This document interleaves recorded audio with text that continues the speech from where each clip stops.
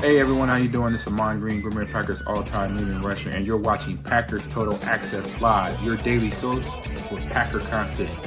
Go Pack, go!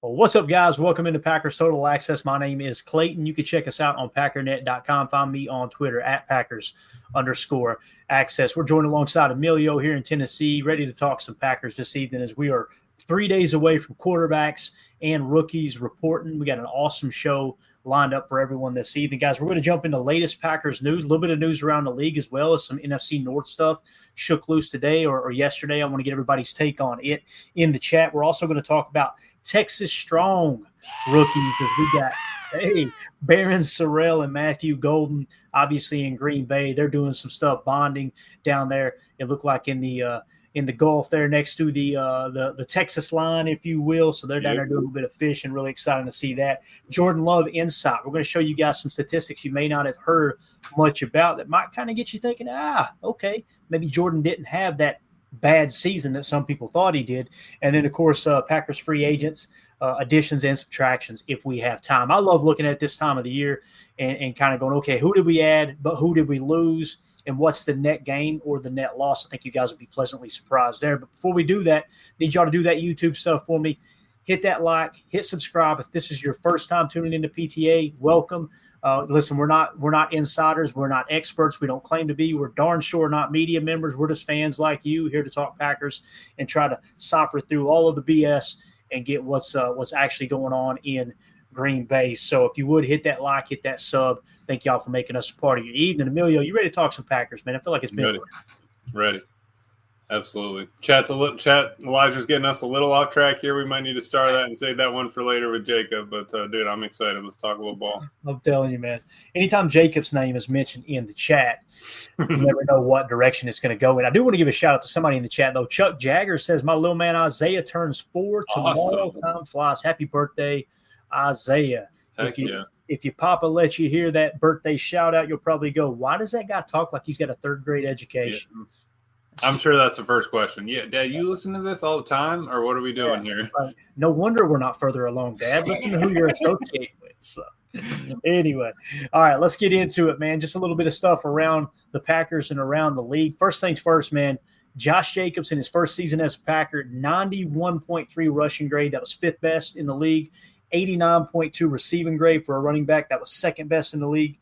88 missed tackles forced, tied for first in the league. He lands at number 49 on the list and number 5 on of the running backs on the PFF top 50 list. It kind of feels like he's a little low on this list. Am I wrong there, or do you think that's about right, man? I think they're missing. I think they're they had a little confusion with their numbers, I think, there, because those are pretty high numbers. I mean, Derrick Henry tore it up. You had Saquon tearing it up, but I mean, he's got to be 3, right? I really don't know who'd be above Derrick and Saquon besides Josh, just because maybe he didn't have enough yards, but the dude tore it up for us, honestly.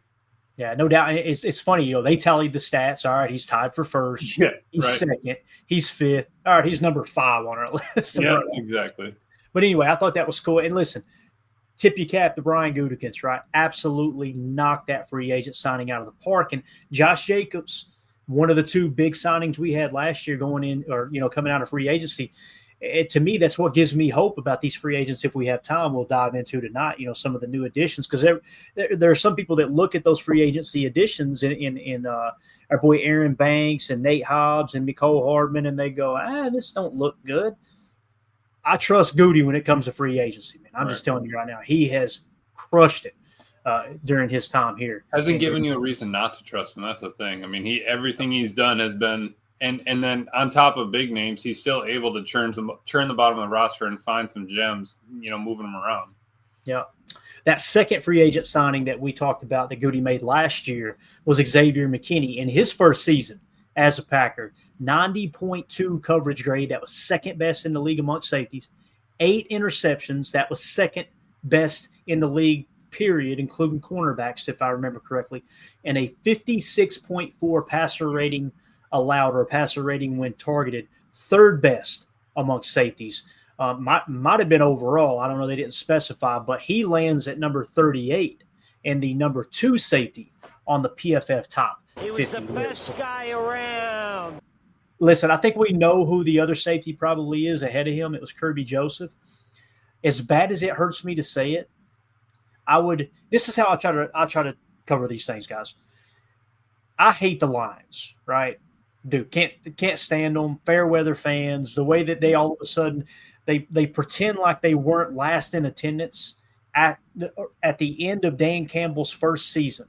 So this wasn't like before Dan Campbell finishes his first year. They were dead last in average attendance, and it had nothing to do with the size of the venue.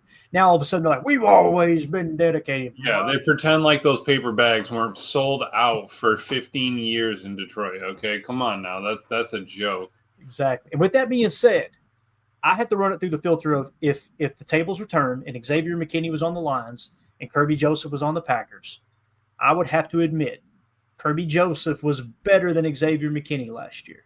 However, it's this freaking close, man. I mean, this close. I'd also be mad at Kirby Joseph if he was on my team shooting at kneecaps. Like, I want to see snot bubbles. I want the dude to get rocked, but I don't want to see a dude's knee go backwards. Right. And I'll tell you this, man. If I ever see a Packer intentionally dive at somebody's kneecaps, especially with a leg locked into the ground, I'm going to call it out and go, that's dirty, man. Let's don't do that. Let's don't go that, right? Trust me, I'm for. I want to let I used to only headhunt and try to clean people's clocks, but you can hit them square in the chest and still knock the wind out of them. Yeah. And here's the thing, though. That's not to say that Xavier McKinney won't boat race Kirby Joseph this year. Right. And I think he can do it. I think that when you watch him play, to me, Xavier McKinney is a much smarter player than Kirby Joseph. Maybe Kirby Joseph is a little more aggressive, is I guess the best way to put it. Yep. So Kirby barely squeaked by as the better safety last year, but I'm expecting Xavier McKinney to take that from him this year. Blake B in the chat says Terry McLaurin embarrassed Kirby in the playoffs. Hey, there you go. Keep finding those for me too, Blake. We need all the firepower we can get. So, and I'll tell you, scary Terry McLaurin, nothing to shake a stick at there. That dude is a baller. Holmes, MD1 in the chat said X is him, right? And he is, man. He's dominant. Again, Brian Gutekunst crushed those Sonics. And being able to shut down the field just by scaring other opponents within, 5-6 weeks, he was able to scare quarterbacks off of his either shaded side or just a deep, whatever he's covering. That's big. That's big for a defense. You got that boogeyman out there. And then that allows everybody underneath to really do it. Pressure picks, covered sacks. You can still kind of have those coverage and force different things up front with that D line because of it. Yeah, no doubt about it, man. Speaking of boogeyman, this guy right here tweeted out. Tucker Kraft tweeted out in there working on what is that? The squat rack? Is that what you would call that? There? That one looks like a deadlift, but he's jumping vertically with the deadlift, that octagon that you can sit inside. But yeah, squat rack on the right. Yeah, look at my man. Seriously, look at the. Listen, no. Look at the legs. I'll just leave it at that. All right. Breaking news: Tucker's got muscles in his legs right now. Listen, I love the fact that he's in there putting in the work, and we know all these guys are. We'll talk about Matthew Golden here in a little bit, but I think Tucker Kraft's going to really blow up this year, man. And the fact that he's Clayton a foot and a half off the ground inside of the deadlift rack. I mean, there's not a lot of room there. You know what I mean? So like that's explosion, probably not fully bent down or anything like that. I love that. Yeah, no doubt, man. So Tucker Kraft in there putting in the work. I think he's got a legit shot if he stays healthy, and I have no reason to believe he won't. I think he could emerge as a top 5 tight end this year. I kind of felt like he was already there last year. It's just some of the important numbers didn't shake out the way you would want them to lead you to believe that. But when you looked at the passer rating with targeted, when you looked at the yak, and then you looked at the diving catch against Houston down the seam when Jordan looks off the safety and just throws a bullet. To this day, the hardest thrown ball in the next gen stats era was by Jordan Love last year. Go back and watch it. The touchdown to Tucker Kraft down the seam, looks the safety off, and just burns one in there. Tucker, full extension catch. He's got the hands. he's got the blocking's coming along. The blocking's probably his weak point, and you don't look at him blocking and go, he can't block. Mm-hmm. I mean, you can tell he's getting better every. He cares about it. You know what I mean? Yeah. Like he's willing to work at it. Hey, that's something that I need to work on in my game. Obviously, I'm not going to let the first guy tackle me, but hey, my blocking needs a little bit of work. And like you were talking about that hardest pass, that was this game, right? Yeah, our guys better wake up with their piss hot, like I said before. So. I think it may have been, man. I think it may have been. Daryl in the chat says Tucker Kraft wants to solidify being the Yak King, run extra yards while fighting through the defense. You know, Daryl, as he said last year, Tucker said this, Daryl didn't. He said, I'm always going to make the goal is to make the first DB miss, like run through the first DB. The rule is you cannot be tackled by one defensive back. Can't happen. Can't let it happen. Love that mindset for sure. Absolutely. I'm really excited to see what Tucker Kraft does this year. Moving along, boy, I'm telling you, the Rashawn Gary victory tour just continues here. Maybe I didn't get your take on this yet, but Rashawn Gary obviously made the top 100, voted on by the NFL players. He landed at number 80 on the list. You guys know, anybody who watches this show, if you're new here, we've been talking about Rashawn Gary having a great year all season long, while there were other people constantly dogging him. I'll just say it, man. I said in this tweet right here, someone check on ESPN Milwaukee. They are not well. They were back at it again yesterday. So think about this. I'm going to rant here for a second. Please. Shout out ESPN Milwaukee. How in the hell do you look up at the end of the year and Gary makes Pro Bowl and you go, well, that ain't nothing. That's just fan vote. That don't really count. Okay, I'll give you that one. Cool. He leads the team in sacks. The rebuttal is, well, you know, the Packers are horrible at rushing the passer. We were 9th in sacks. We were top 10 in sacks. Okay, so you can push that excuse on out the window, right? Then you go, well, what about his run defense? He had the most run stops on our roster last year on the defensive line position, right? And we finished with the second best run defense. Well, he's not getting paid to stop the run. Okay, so we got to throw that stat out the window now, right? By the way, they said that he led all edge defenders in run stops last year. That includes your precious Max Crosby. That includes your precious T.J. Watt that everybody wanted to trade for, your Trey Hendricks, all these guys, right? So at some point, you've got to acknowledge, you know what? Maybe we were wrong. Now, another stat that popped up yesterday or the day before was he I can't remember if I think he led all edge defenders in third down pressure rate. It was like 24% or something crazy. And then they mentioned in the stat, though, that on early downs, he only had a 7% pressure rate.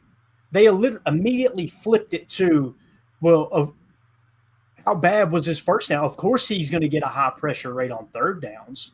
What are you talking about?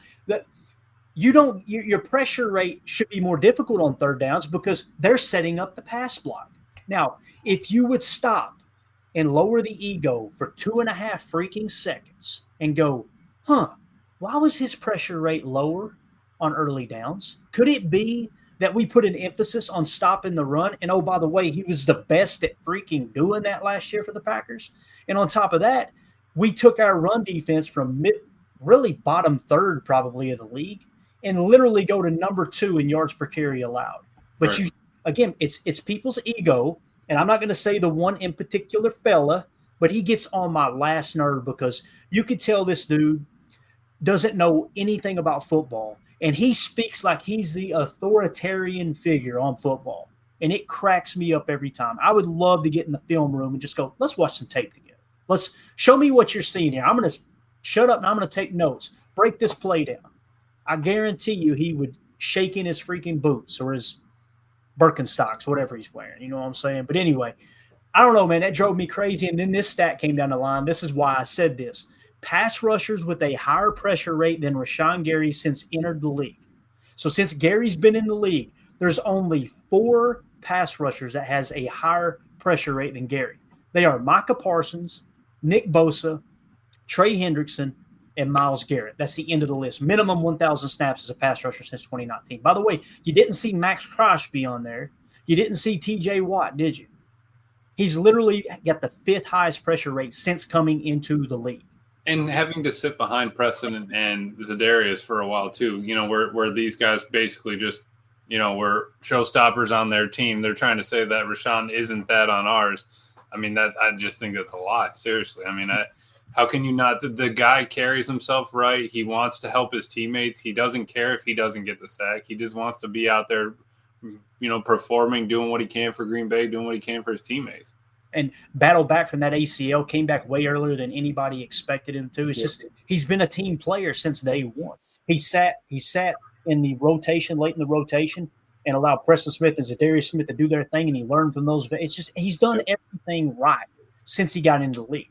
Now, again, last year, he did not have a great year last year. I'm not sitting here going, this guy was the best pass rusher in the game. But these idiots that sit back and just continue to talk as if he was a bad pass rusher and a bad football player, it drives me insane, man, because they'll literally just take one stat, or my favorite part is how this guy at ESPN Milwaukee will constantly say, we watched the tape and he got single blocked by a tight end. Okay, that's one play. And I know what play they're talking about, and you could tell Gary is kind of playing a spy. Engage, tie up the tight end, focus on the backfield, see if the quarterback's going to scramble, if they keep there's no context. It's just literally he's bad at football because we said so, and it drives me insane. So anyway, I thought that list. So now we've got this over longevity, right? And then of course, for me, the icing on the cake, Emilio, was he ranked 80th on the top 100. Now, when you've got a skinny little pencil neck prick on the sports talk radio show that act like they understand how good a player is more than NFL players who voted on the list, your ego is so out of whack, bro. If I could buy you for what you're worth and sell you for what you thought you were worth, I'd be a damn millionaire. I'm just telling you right now. It drives me insane, dude. So I didn't know. I wanted to get your take on him finishing top 80 on the list, or at number 80 on the top 100. What did you think, man? Yeah, I think they kind of did him dirty, just like Josh Jacobs. But I honestly don't even know if I can follow up that rank, Clay. You were on fire there. I mean, I wasn't even going to stop you. I just needed to add a couple more sound bites in there, I think. But that's the truth, man. I mean, you talk all that smack. All right, fine, but you gotta be able to sack up if you did and say, hey, all right, I was wrong. The dude came back from an ACL. Has this guy ever had an ACL surgery? No. Have you ever had all that blood rush to your foot after that happens? No. I mean, it's brutal. Rashawn came back in the crunch time with strength, power, physicality, and then Clay, he probably gets cooked in college football. I mean, this guy probably couldn't stop a leaking faucet if he tried. Yeah, and again, I was trying not to go at people, but I was expecting they're going to see all this info is just, I mean, it's trickling out by the day. Another stat that proves Gary was a great player, right? And then I was expecting them to kind of walk it back, or what most of the time what people like that do is they just go quiet. They just change the subject, right? Because it's like, oh, crap, I was off base there. No, they doubled down and then started trying to navigate around specific stats that, well, what about him on early down? How many whatabouts are you going to break out on this dude? You know what I mean? Mm-hmm. Anyway, it is what it is. So I've said my piece. I thought that was cool, though, because I'm going to be honest with you. This surprised me, right? This surprised me that, holy cow, he's at the fifth highest pressure rate since he came in the league. That's damn near dominant over the course of his career when you look at pressure rates. So anyway, so there's a little Gary talk for you. Hopefully we'll be done with the Gary talk until we get in season. He starts kicking people in the head again, not literally, but, just going after the quarterback. But they're not mad. They won't be mad if he tears it up this year at a good price, coming back, he's healthy, all that stuff. I mean, they're not going to be mad if all this happens. They're just not going to mention everything that they said prior.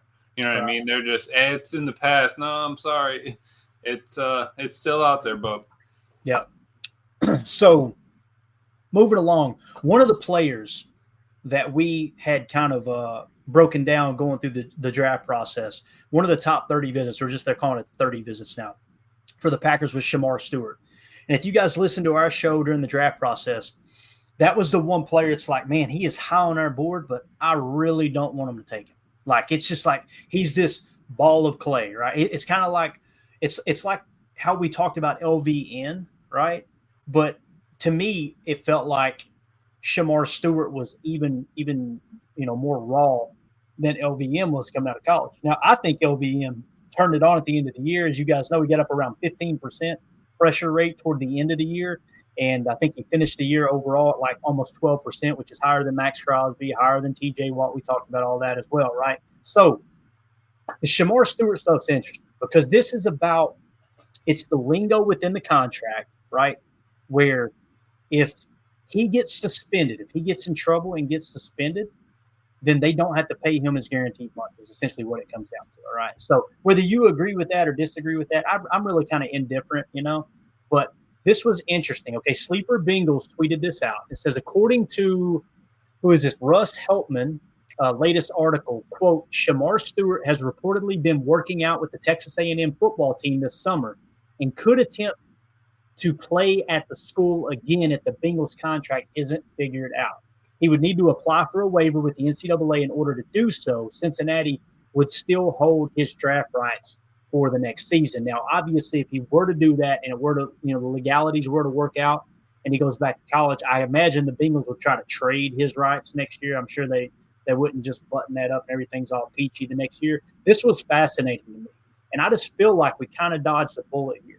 Now, I don't know if the Packers would have put the same – see, we don't know if the language is the same with the Packers. There are multiple teams that have the same language in these rookie contracts right now. I don't know. I don't think the Packers have it in, but if you guys know in the chat, let us know. We kind of dodged a bullet here, man. It feels like. Am I wrong there, man? Am I being too hard? And listen, I see in the chat too, the Bengals are a trash organization. Completely agree. They're one of the cheapest. They just now got an indoor practice facility last year. Yeah, right? I remember watching them practice on the side of the highway as I drove by. Like, these poor guys are just underneath the overpass throwing the ball around. I mean, brutal. But, yeah, I think I don't want to put it all on Shemar. I don't think it is all on him. I really don't. I think that I would say 70 is probably on Bengals, 70%, 30 on Shemar, But if it's not good for you to sign, you're not going to want to sign it. I think it is pretty wild that he's been working out with them and is, attempting to go back. And, when has that ever happened? When was the last time it did happen? But definitely gonna have to get that waiver because once they declare for the draft, they're not allowed back in, right? And once they sign that contract, but with NIL and everything, they probably can wiggle their way through that one and be like, well, he was signing, deals or whatever and sponsorships, but he's going to be a graduate this year. So he's not going to have to go to school. So, I mean, he just play ball. It would be awesome for him. You're going to love that, but that's tough, man. And then you go back into the league the next year. What are you going to be? Is it going to be a second round pick payment? Is that what you're going to get for a salary if you go there next year? I don't know. Maybe you get traded for a fourth rounder and that's where you get paid at. That's not, he's not going to love that either. So, right. Daryl in the chat. So tell me this, Clay. Why did Goody look the other way when passing on drafting defensive end Shemar Stewart? See, that's the 30 visits. When you hear the 30 visits, you got really two different types of 30 visits, in my opinion. You got some where it's like, hey, we really like this dude. Let's get him in here and kind of confirm what we saw, right? Mm-hmm. But then you got these other guys where it's like, hey, we got a few questions that, we don't – the draft, what am I trying to say? The draft analysis, the scouting reports and stuff suggest he is a high pick. Like Shemar Stewart obviously was a first-round talent. Right. But maybe you want to give him a 30 visit because you got a few questions, right? Like, I don't know about that. And I don't want to say most of the time, those guys, most of the time, those guys that it's in the latter category where it's like you got a few questions and you're just hesitant, you can't pull the trigger on that yet. You get them in and they confirm what you were worried about. And you just go ahead and put them off, not necessarily take them off the board, but you kick them down to a third-round grade or something like that, right? So that's what I think happened, Daryl. I think there was a little bit of that in there, man. I could be wrong, but Shemar Stewart's one of those guys, very, very, very low production. And it wasn't like with Gary. Like when Gary came out of Michigan, that's the other thing I heard him saying.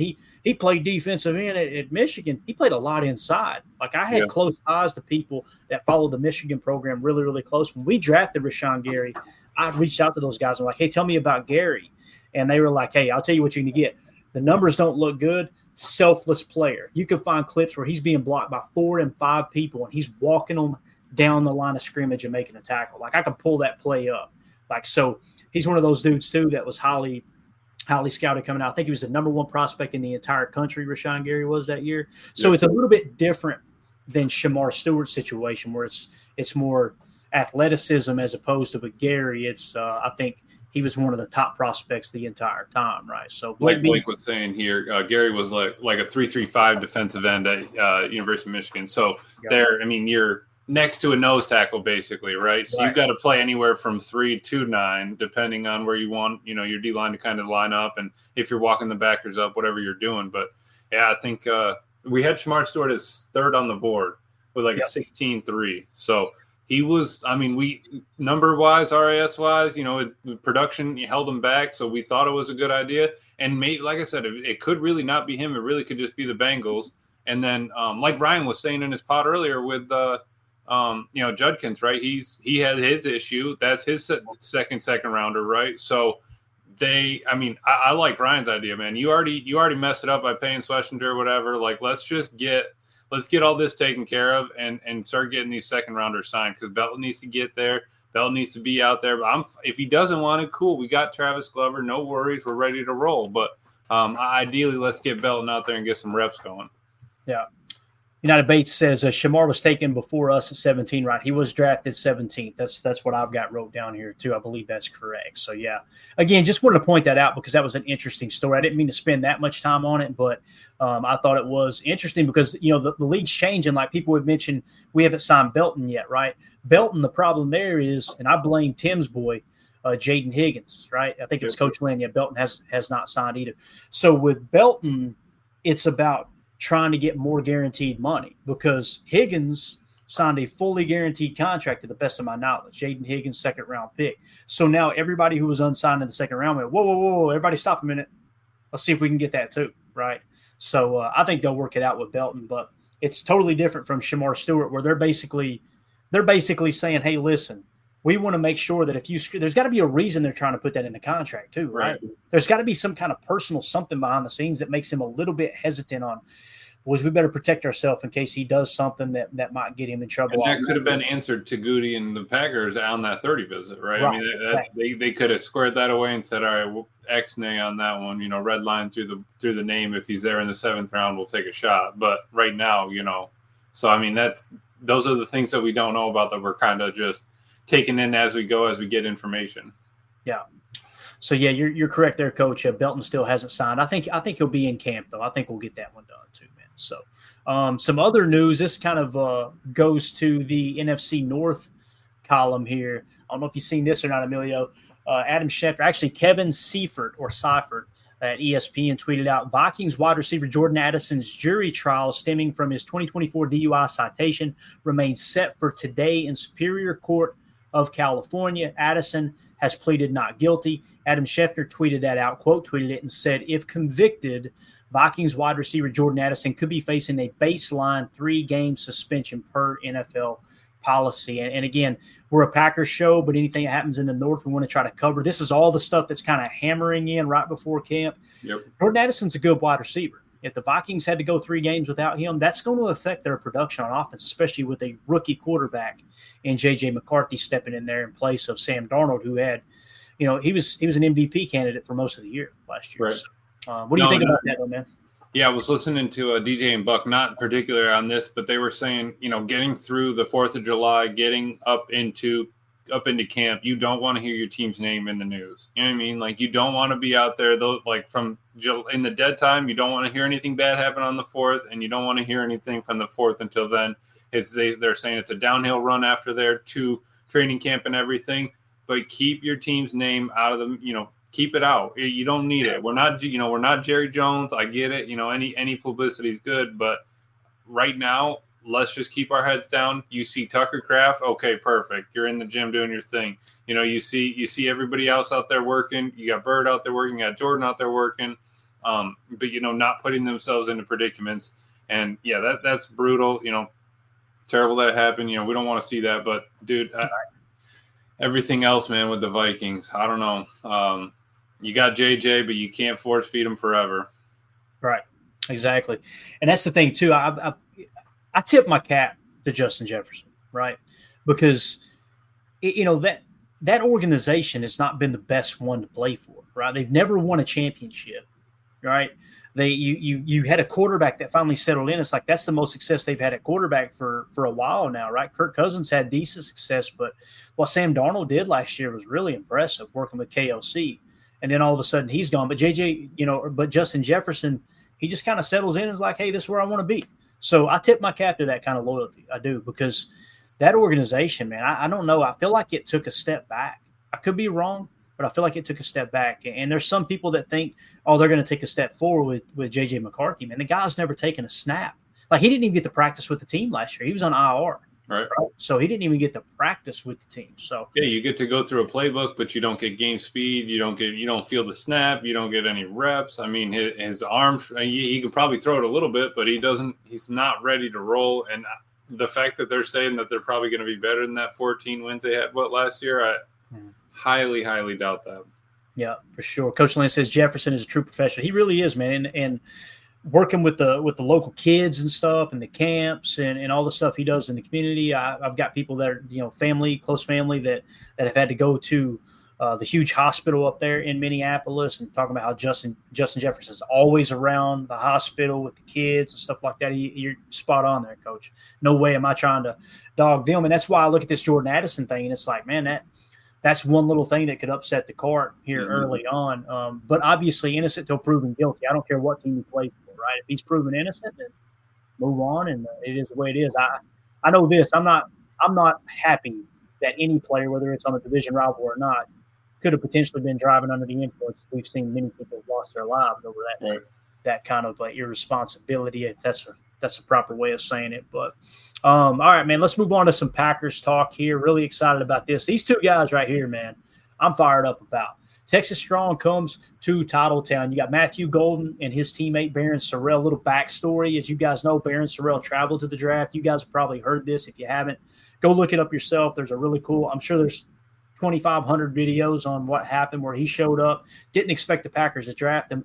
Goody didn't even know he was in the building. And then obviously they see him on stage after they make the draft pick. But the really cool story behind the scenes here was Brian Gutekunst unveiled in his first presser after drafting Barron Sorrell in the 4th round here in the 2025 draft in Green Bay. He said, when we interview Texas players, every player we interview, he said, we like to ask them, if you could bring one teammate with you, who would it be? And you're probably asking that for a multitude of reasons. One of the reasons I think would be the player you're interviewing, you're trying to see, does that stuff matter to them? That's a good test of character on them too, that they've got a guy like, hey, that's my guy, man. We really bonded. We worked hard together. He said every single Texas player they interviewed in the draft process said they would take Barron Sorrell. Not 8 out of 9, not 11 out of 12. Every single Texas prospect said, Barron Sorrell's my guy. How cool is that, man? We got him in Green Bay, and we'll talk about Matthew Golden, obviously. Are you excited about this duo here, Emilio? Yeah, absolutely. And that kind of character is what you need. That's kind of that locker room glue, right? So I was listening to Ross and Emery talking on the college football, and they were talking about how you have your teammates on the team, right? And then you have guys that you're working with all the time. And the fact that Barron Sorrell at the end, D-line, whatever, is that close or that good of a friend or meant that much to Matthew Golden, he had an impact on him just besides the field. They had off the field, bus rides. Think about they got, a 3-hour bus ride or whatever. They're on the plane. Who are you sitting next to on the plane? What are you talking about? Are you still talking football? Are you goofing on whatever? I mean, the fact that guy wants to work, wants to be there, he's determined, he shows up, and you saw it just even him showing up for the draft like that. So, yeah, I love that this combo is coming together. I really do think that, we have something special. The fact that you can kind of carry that over, let's do it. If Kenny's getting older, if, whatever's going on there, someone's going to kind of need to fill that, that brotherly love role where you're looking out for each other beyond just the 53.5 yards and, width. Definitely. All right, so I put Texas. I said Texan Longhorn. Texas Longhorn rookies. Matthew Golden, Barron Sorrell are going to fit right in with the Green Bay locals. Check this out. I believe this was down in Texas. And check this out. Corey Mose tweeted this out. I think it was from Barron Sorrell's story on Instagram down there fishing. He said, show bro how to fish today and tag Matthew Golden, right? Then Matthew Golden comes back with a tweet and says, negative. Barron don't even know how to tie his hooks. I got that boy right. Tag that Barron Sorrell. I'm pretty sure Golden just released a YouTube video on them fishing. Really? Yeah, for his vlog or whatever. So check that out. That's good stuff. So the reason I say they're going to fit right in, you guys know when Quay got drafted by Green Bay, it was like almost immediately, or maybe it was the first offseason. He said, "Hey, somebody hit me up in Green Bay who's got a boat. I want to go fishing." Like, you got all these country boys, right, coming from the South. You know, obviously our boy Quay coming from Georgia. Yep. You got Barron Sorrell and Matthew Golden coming from Texas. They're going to be out there any given day in the summertime. You might see those two cats out on a boat. And I just want to say this, man, out there in the Bay, Barron Sorrell, does he not look slimmer than you remember? Or is it just me, Emilio? Look at him right there in that picture on the left. I don't know. He's kind of sitting down. He looks huge compared to Golden. I'll be honest though. Like his like legs and stuff. His legs almost fill up the torso of Golden. But he does look a little bit thinner. Maybe a little bit more speed on the edge there. We'll see. But I was just looking, Coach. There, love our boys are staying out of trouble. Yes. Take this picture versus Addison. You know what I mean? Right. Like we're out on a boat catching fish, making a video for YouTube, whatever. And then you got court dates over there. So it's just complete difference. Yeah. And who was the other one too? Edgerrin Cooper too. Country is cornbread, right? Got his two horses out there. I imagine, and I know this isn't the case, but I just imagine he's over there in Howard, like the suburb of Green Bay, there off the beaten path to the northwest. I imagine he's in a subdivision over there. Nice subdivision. He got two horses in the front yard. Right? Yeah, yep. Got a temporary fence up and stuff. Just love it. Yeah. As Holmes said here, Frosty. That's obviously the name of one of Edgerrin Cooper's horses. So I just think this is really cool. Now let's talk about on the field here. Obviously, Matthew Golden. He was excelling last year. He's one of those players that's ascending coming into the league. As you can see here, PFF grade 65.3 in 2022, jumps to a 68.4 in 2023. Then at Texas goes to a 74.0. One of those things we've kind of talked about this. They recruited both Isaiah Bond, who, if I remember correctly, was at Bama. It feels like it's been years ago now. But he was at Alabama, I believe Isaiah Bond was. He was supposed to be the go-to guy. And then they bring in Matthew Golden, I want to say from Houston. I could be correct, or it could be wrong there. You guys correct me if I'm wrong. They both transfer in, and by the end of the year, Matthew Golden comes in as Quinn Ewers' go-to guy. So, and I was listening to Steve Sarkisian earlier today, and he was at SEC Media Days. If you guys don't know who Sark is, he's the head coach for the Texas Longhorns, right? And he was talking about the transfer portal and how important it is that when you lose leadership on your team, you got to make sure in that portal you're doing every bit of due diligence you can to replace that leadership with the guys coming in. Because the transfer portal, it's the wild, wild west now in college football. As he was saying that, I'm outside baking in the sun, right, listening to this on the TV, and I'm like, I bet Matthew Golden and Barron Sorrell are a couple guys he's thinking about. We got to replace that leadership. Don't you think so, Emilio? You're talking about a first-round pick and a fourth-round pick. I just thought that was kind of cool. That's what came to mind for me. Yeah, I mean, he was first Texas guy off the board, right? So Matthew Golden, man, he's a dog. And then you got Quinn Ewers, who could have went back, and then he ended up going fifth round or something like that. So I think seventh, bro. Was it? So you look at it like, all right, where's that leadership? Probably the first round, dude. You got another guy that went before your starting quarterback that everybody wanted a piece of, or at least to go to their team if they get drafted. Yeah, those are two leadership guys, locker room guys. That is so big, man. I think it's such an underrated thing that the Packers look into. Yeah, and also he went in the seventh round. Coach Lynn confirms. Thank you, Coach. Okay. He went in the seventh round. He turned down reportedly. Now I don't know how true it is, but he turned down reportedly between $6 and $8 million to come back and play one more year in college. Right? He turned that down to enter the draft. And he fell to the seventh round, making less than $1 million now. This is what Coach said right there. Should have taken that $8 million and gone back. Crazy. And Coach, I want to say, Coach, $8 million seems steep. I have a hard time believing it was all the way to $8 million. But let's go back to $6 million and shave off $2 million. Let's say it was $4 million. Bro, you lost some money going to the NFL. It's wild time, Emilio. You pulled a Nico there, man. We need to arrange him a financial advisor.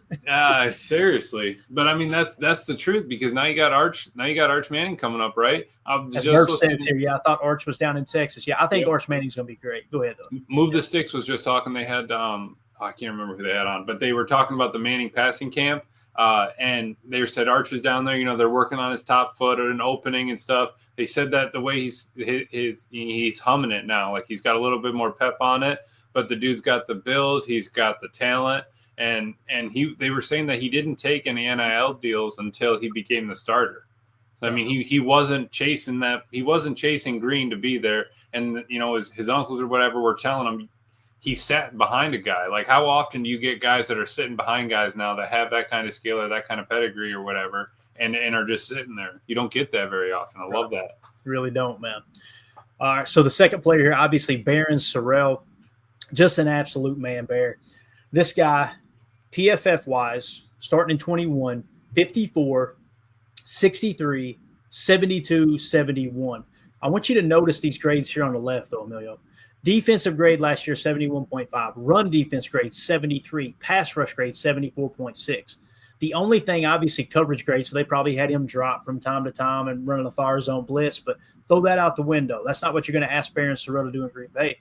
Man, that's a solid, well-rounded player right there. Yep. It really is. I'm excited to see what Barron Sorrell can do here. Now, PFF had him listed at 6'4", 260. Kind of makes me wonder, will they try to put some weight on him? Will they keep him around 260?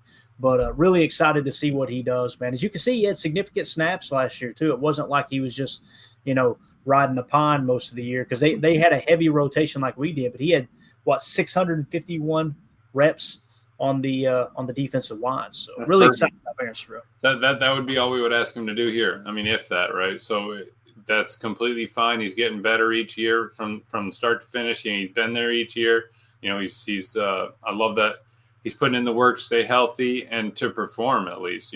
So I'm totally fine with that 50 coverage grade, but 70s across the board. Let's go. I mean, that's big. And you're playing in Texas. You know what I mean? You're not playing right. No Joe Schmo, and you're going to be fighting there in the trenches. Yeah, definitely. You're going against some of the best pass rushers in the exactly. entire time. I mean, we talked about Shamar Stewart, right? Whether we think he's going to be a good pro or not, or whether it was a good pick or not. That's a perfect example, right? He played at Texas A&M. You look at some of those great pass rushers. That's not to knock the Big Ten. Please don't take me the wrong way. The Big Ten's on top right now. I don't care what everybody says down here in the South. Big Ten is on top right now.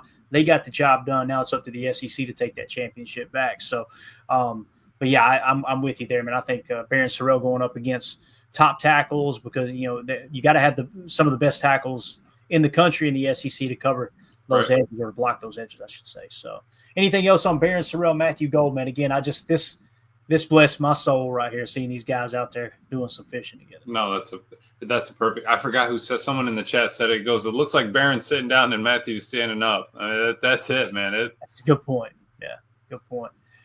All right, let's see. Oh, that was the other thing. Let me show this video real quick. He also threw this up. Little footwork deal here. Hopefully it's muted. I had tweeted it out. This came from Matthew Golden's Instagram story. I just want you to watch this, Emilio. Let me know what you think here. Look at these feet, man. Hopefully it's not too choppy. Look at this guy. And look how thick he looks, too, man. Mm-hmm. You know what I mean? You don't worry about him going across the middle. No. Like, he's not a small player. Absolutely. And he's built from the ground up. That's big, right? You can't be top heavy. And, dude, he's short. I mean, he's like got short, choppy steps, but they're quick. They adjust. He's over his knees. He's not getting too wide on his skis. Even when he goes shoulder width for those, back and forth on the stutter step there, he never gets way too out over him. I'm excited to see him run some routes in training camp there against some competition. Yeah, no doubt, man. He's smooth. That right there, that's the move I'm talking about. Watch this one right there. Yep. Just to get off the line. Yep. You got the corner sitting at 5 yards. You get up into him. You take 2 steps. Make your move. Almost like a dead leg or something. You got to sell the head fake. You have to, right? You got to make them bite. You turn your hips. You got to make them commit a little bit. You can't just be flat-footed. And I love what Christian Watson's dad said, saying he knew, Matthew Golden knows what he's doing. He noticed he's doing all these drills with his helmet on, right? And no, it was Jaden Reed he was talking about. Yep. Jaden Reed had his helmet on catching balls. Then you see Matthew Golden with his helmet on, and people go, "Oh, well, what's the big deal?" It's huge. Remember how heavy that thing was, Clay? God, I mean, putting that thing on, even in high school, it was like, dude, I don't want to put 10 pounds on this. And then it's like a bobblehead running around with that thing on there. Yeah. As White 009 in the chat said, it's a smart workout, practicing your steps with the helmet on. Saw Reed doing catches from a jugs machine with the helmet on, too, out of his garage in Florida, which is absolutely awesome. So can't wait to get these guys up here for camp. And just a quick little reminder here, gang, important dates, all right? So Friday, July 18th, we're 3 days away. So this Friday, right? Quarterbacks, rookies, and injured players will report. That same day, the Packers kind of kick off festivities with the Packers 1K Kids Run. Kids 10 years old and younger. That's presented by CareSource there.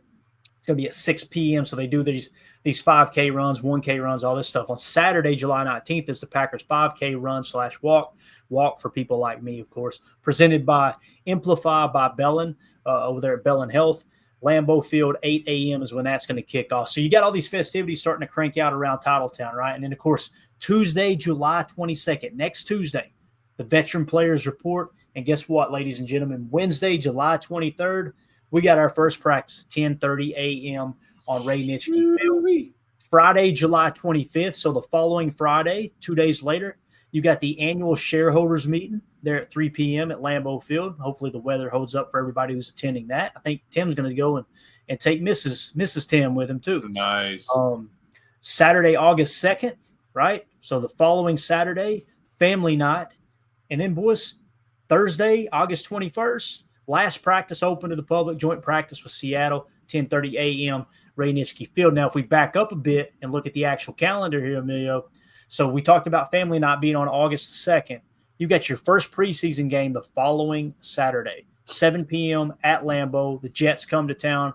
Then the following week, Saturday, 12 noon, I'm assuming that's Central Time, we'll be on the road against Indianapolis.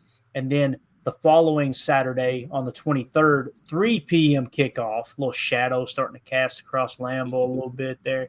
Got the Seattle Seahawks at home for the final preseason game. Man, we made it, dude. We're here. It's training camp, baby. Dude, that is so exciting. I mean, because you get through, like they were saying, past July 4th is a downhill run, man, and now we are closing in fast. The fact that you're going to get a couple of practices in, we get Tim over there on the ground. I mean, just to see him in pads again, see him run around, run their drills, get Matty Ice out there, see how clean the haircut is. Let's see what's going on, see what Jeff Hafley's up to. I mean, I just want to see everybody, right? Just make sure everybody's good and let's have some good practices. Let's get this year started right. It's going to be a blast, man. I can't wait. And again, if you're new here, our goal and our regular listeners as well, we're going to do our best to – we'll be bringing you content every single day through training camp. But my favorite is when we get like a Saturday, and if I can free myself up on a Saturday and they have a Saturday practice open to the public, we'll do a live stream here, and we'll kind of follow the updates as they come in. I love those. Those are absolutely awesome. We'll try to do a watch party for family night. We'll kind of go live as the family night's taking place, and we'll kind of cover the updates there. That was a fun stream last year. All that stuff. We'll try to do some watch parties for preseason games as well. But again, you'll get pregame shows, postgame shows, film breakdown, immediate reaction, all that stuff. Going to be absolutely awesome. It's going to be a fun year. So I think what we're going to do, Emilio, we'll hold this other content. We got some Jordan Love insights. We'll hold it over till tomorrow, as well as those Packers free agency additions and subtractions. We kind of went rapid fire. What we wanted to do tonight, guys, a lot of news is breaking loose. So as the news files in, we want to kind of lead the show off with that. Here's everything you need to know that's going on around the Packers today. And then, of course, we jumped into a little bit of a breakdown there with the Texas boys coming up to Titletown and making the impact. So exciting. I'm honestly stoked to see them out there.